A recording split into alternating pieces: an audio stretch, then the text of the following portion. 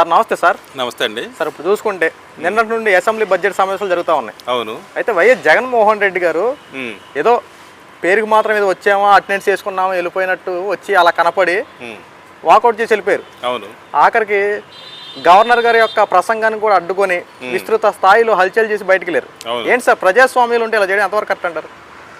ముందుగా ఉభయ తెలుగు రాష్ట్ర ప్రజలందరికీ కూడా శివరాత్రి శుభాకాంక్షలు తెలియజేసుకుంటూ నిన్న జరిగినటువంటి అసెంబ్లీ సెషన్స్లో మన వైఎస్ జగన్మోహన్ రెడ్డి గారు అసెంబ్లీకి రావటం కేవలం 11 నిమిషాలు మాత్రం ఉండి ఆయన అసెంబ్లీని వదిలి వెళ్ళిపోవటం జరిగింది. ఆయనకి ఏంటంటే మెయిన్ గోలు ఆయనకి ప్రతిపక్ష హోదా కావాలి.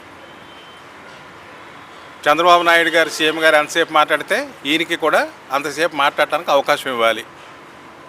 ఇది ఆయన తెలుసు. రాజ్యాంగం అనేది ఒక చట్టబద్ధత కల్పించింది. రాజ్యాంగం ప్రకారం అక్కడ ఉన్నటువంటి రూల్స్ అండ్ రెగ్యులేషన్ ప్రకారం జరుగుద్ది తప్ప ప్రతిపక్ష హోదా ఆయన అడిగితే ఇచ్చేది కాదండి. అది ప్రజలు ఇవ్వాలి. ఆల్రెడీ ప్రజలు ఇస్తే మిమ్మల్ని ప్రతిపక్ష హోదా వరిస్తుంది. కానీ ప్రజలు ఇవ్వలేదు కదా. 11 సీట్లు ఇచ్చి మిమ్మల్ని ప్రతిపక్ష హోదా కూడా లేకుండా చేశారంటే మీ వైఎస్ఆర్ జగన్మోహన్ రెడ్డి ప్రభుత్వం మీద వీళ్ళు 5 సంవత్సరాలు పరిపాలించిన విధానం మీద ప్రజలకి ఎంత విరక్తి వచ్చింది. మళ్ళీ కనుక వైఎస్ఆర్ గవర్నమెంట్ కనుక వస్తే ఆంధ్రప్రదేశ్లో మనం బ్రతకలేము, మనల్ని వీళ్ళు ఉండవలేరు అనేటువంటి కాన్సెప్ట్ తోటి కేవలం వైఎస్ జగన్మోహన్ రెడ్డి గారికి 11 సీట్లు ఇవ్వటం జరిగిందండి. అన్నగారు ఇప్పుడు చూసుకుంటే నేను 2.0 చూపిస్తా 30 ఏళ్ళు అధికారం నాదే ఎవడొచ్చినా వదిలిపెట్టనన్నటువంటి జగన్మోహన్ రెడ్డి ఏదో అసెంబ్లీకి వెళ్ళి ఏదో మాట్లాడతాడు, ప్రజాస్వామ్యం పట్ల మాట్లాడతాడు, ప్రజా సమస్యలు తీర్చే విధంగా ప్రశ్నల వర్షం కురిపిస్తాడనుకుంటే ఉన్న పలంగా బయటకు వచ్చి రావడంతో వైఎస్ఆర్సీపీ పార్టీలో కాస్త గందరగోళ పరిస్థితులు నెలకొన్నాయి. ఎలా చూస్తారు సార్ ఇప్పుడు పరిస్థితి? ఏమంటే ప్రజలు తీర్పు ఇచ్చేశారు. 11 సీట్లు ఇచ్చి మీరు పరిపాలనా విధానానికి మీరు పనిచేయరని చెప్పేశారు. చెప్పేసిన తర్వాత కూడా వీళ్ళు అది తెలుసుకోకుండా ఏదో మనం ప్రతిపక్ష హోదా ఎత్తే మన చిలవలు పొలవలు చేద్దాం, ప్రజలకు లేనిపోయి కల్పిద్దాం, మనం చేసిన పరిపాలన ఎలాగా బాగోలేదు, వీళ్ళు పరిపాలన సక్రమంగా చేస్తున్నారు, ప్రజలకు అన్ని రకాలుగా వీళ్ళు ముందుకు తీసుకెళ్తా ఉన్నారు, రాష్ట్రాన్ని ముందుకు తీసుకెళ్తా ఉన్నారు. ఇవన్నీ కూడా అంటే వీళ్ళు చూసి వీళ్ళు తట్టుకోలేక ఏదో రకంగా ఈ కూటమి ప్రభుత్వం మీద బురద జల్లాలి, ప్రజల్లో ఏదో రకంగా వీళ్ళని బురద జల్లి మళ్ళీ మనం అధికారంలోకి రావాలంటే ఏదో చేయాలంటే తపన తప్పించి ప్రజల మీద వీళ్ళకి మమకారము లేదు, ప్రజల గురించి పట్టించుకునే విధానం. అసలు వాస్తవంగా చెప్పాలంటే ప్రజల మీద నీకు ప్రేమే ఉంటే, ప్రజల గురించి నువ్వు ఆలోచించేవాడు అయితే ప్రతిపక్ష హోదా ఉన్నా ఉండకపోయినా అసెంబ్లీకి వెళ్తావు, అసెంబ్లీలో ప్రజల గురించి నువ్వు మాట్లాడతావు. నీ దగ్గర అది లేదు. ఎందుకంటే మీరు అసెంబ్లీకి వచ్చి 11 నిమిషాలు ఉండి వెళ్ళిపోయారంటే మీరు అసెంబ్లీలో మీరు అడగటానికి ఏమీ లేదు. ఒకవేళ మీరు ఏదన్నా అడిగినా కూటమి ప్రభుత్వం దానికి చెప్పాల్సిన సమాధానాలన్నీ వాళ్ళ దగ్గర ఉన్నాయి. ఇక వీళ్ళు ప్రతిపక్ష హోదా ఎలాగిస్తారండి? ప్రజలే ఇవ్వలేదు, వచ్చి అసెంబ్లీలో కూర్చోకుండా 11 నిమిషాలకు మించి ఉండలేకపోయారంటే వీళ్ళ ఆంతర్యం ఏంటి, వీళ్ళ యొక్క మనోవేదన ఏంటనేది ఇందులో అర్థమైపోతుంది. కూటమి ప్రభుత్వం అధికారంలోకి వచ్చిన దగ్గర నుంచి దౌర్జన్యాలు, అరాచకాలు విస్తృత స్థాయిలో పెరిగిపోయాయంటూ వైఎస్ఆర్సీపీ పార్టీకి సంబంధించిన సోషల్ మీడియాలో, టీవీ ఛానల్స్లో విస్తృత స్థాయిలో వీడియోలు వదులుతూ ఉన్నారు. అంతేకాకుండా వైఎస్ఆర్సీపీ పార్టీకి సంబంధించినటువంటి చాలామంది నాయకుల్ని కక్షపూరితంగా అరెస్ట్ చేస్తున్నారని చెప్పి మాట్లాడుతూ ఉన్నారు. బోరగడ్డ అనిల్ అరెస్ట్ దగ్గర నుంచి నిన్న చూసుకుంటే వల్లభనేని వంశీ, అలాగే పోసాని కృష్ణమురళి అరెస్ట్ వరకు అందరినీ కక్షపూరితంగా కావాలని చెప్పి వాంటెడ్గా టార్గెట్ చేసి అరెస్ట్ చేస్తున్నారని చెప్పి మాట్లాడుతూ ఉన్నారు. ఒకసారి జగన్మోహన్ రెడ్డి గారు వాళ్ళ పార్టీకి సంబంధించిన ఆలోచించాల్సింది ఏంటంటే, అయ్యా జగన్మోహన్ రెడ్డి గారు గత 5 సంవత్సరాలు ఆంధ్ర రాష్ట్రంలో ప్రజాస్వామ్యంలో ఉంటున్నాం, ప్రజా సమస్యల పట్ల మేము చక్కగా పరిపాలన చేస్తూ ఉన్నాం, ప్రజలకు కావాల్సిన అన్నీ చేస్తామని చెప్పి ఒక ముసుగులో, రాజకీయ ముసుగులో రాజకీయాల గురించి మాట్లాడుతున్నామని చెప్పి రాజకీయాలు మాట్లాడకుండా వ్యక్తిగత కారణాల గురించి, ఇంట్లో ఆడవాళ్ళ గురించి, ఫోటోలు మాఫింగ్ల గురించి, ఇదే కదా గత 5 సంవత్సరాలు మీరు చేసింది.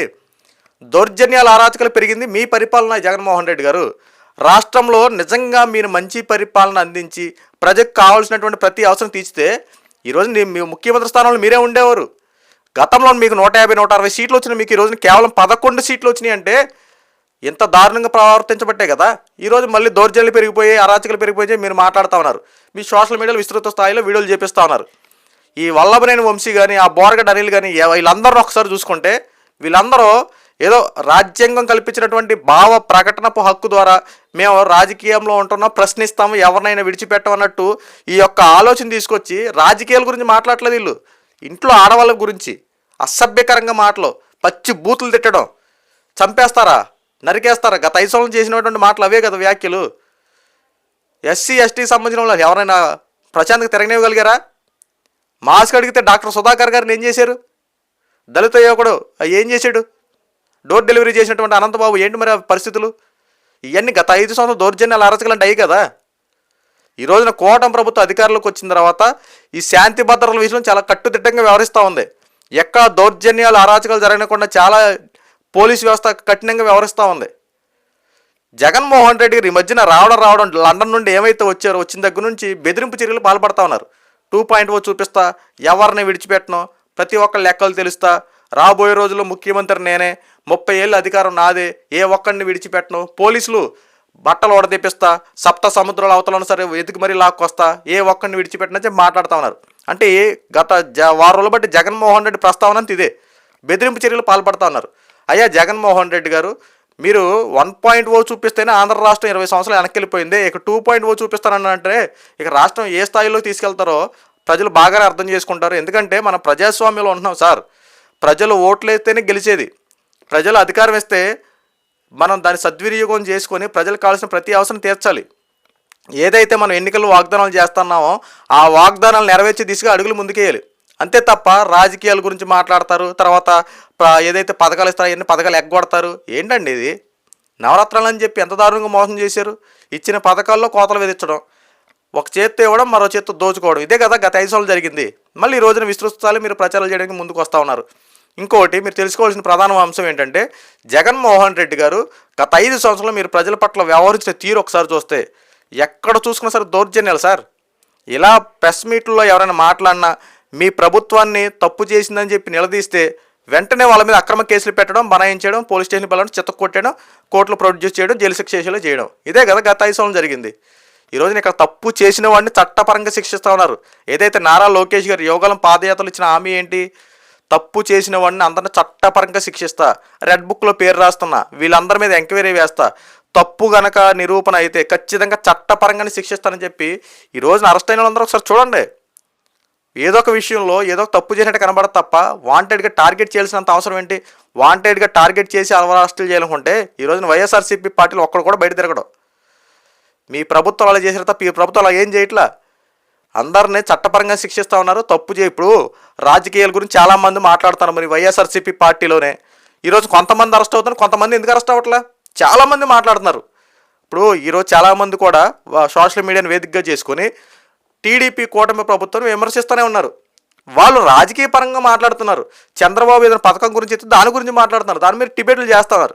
సో ప్రశ్నించే హక్కు, మన ప్రజాస్వామ్యంలో ఉంటున్నాం, మనకు కావాల్సినటువంటి రాయితీలు కానీ మనకి ఇస్తానటువంటి పథకాలు పొందాలంటే ప్రశ్నించాలి, నిలదీయాలి. సో వాళ్ళు ఏ రకంగా కోణంలో ఉందో ఆ కోణంలో వెళ్తాం. మరి మీరెందుకు మాత్రం అరెస్ట్ చేయరు అంటే వీళ్ళు ఈ ప్రశ్నిస్తున్నామని చెప్పి ఇంట్లో వాళ్ళు ఆడవాళ్ళు తిడితే వీటి కోణంలో ప్రభుత్వాన్ని విమర్శించరు. ఈ రకంగా ఉన్న వాళ్ళ మీద కఠినంగా చర్యలు తీసుకోవాలి. ఒక్క టీడీపీ వాడిగా జనసేనకి ఎవడైనా సరే, ఇప్పుడు నేనైనా రేపొద్దున ఎవరైనా తిడితే నా మీద కూడా యాక్షన్ తీసుకోవాలి. కానీ మనం అలాంటివి చేయం కదా. వాస్తవంలో మాట్లాడకుండా ప్రజాస్వామ్యంలో ఉంటున్నాం, ప్రజా విలువలు గౌరవించి మాట్లాడుతూ ఉంటాం. వ్యక్తిగత కారణాలు మనకెందుకు? రాష్ట్రంలో జరిగినటువంటి విధి విధానాల గురించి మనం మాట్లాడాలి. అంతే తప్ప నేను వాళ్ళు పొడి చేస్తా, వీళ్ళని పొడి చేస్తా, ఎవరిని విడిచిపెట్టనంటే ఏంటి సార్ ఇది? ఏంటి? ప్రజలకు ఏం చెప్పాలనుకుంటున్నారు? ఈ రోజున అధికారంలో ఉన్నప్పుడా ప్రజల్ని పట్టించుకోవాలా?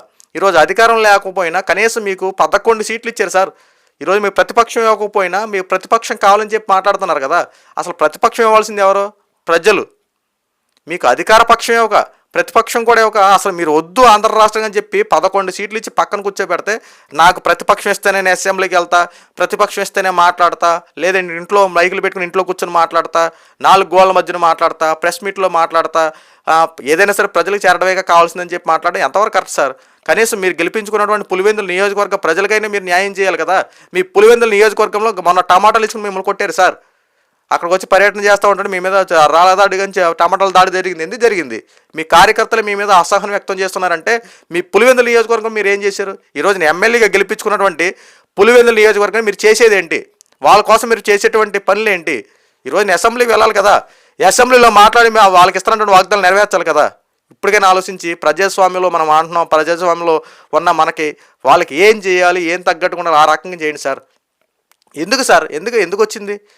ఇప్పుడు అధికారం లేక మిమ్మల్ని పక్కన పెడితే ప్రజా సమస్యల పట్ల పోరాడండి, అంతే తప్ప బెదిరిస్తాం వల్ల వచ్చేది ఏమి లేదండి. బెదిరించడం వల్ల ఏమి ఒరగదు. మనం ఎందుకు ఓడిపోయాం?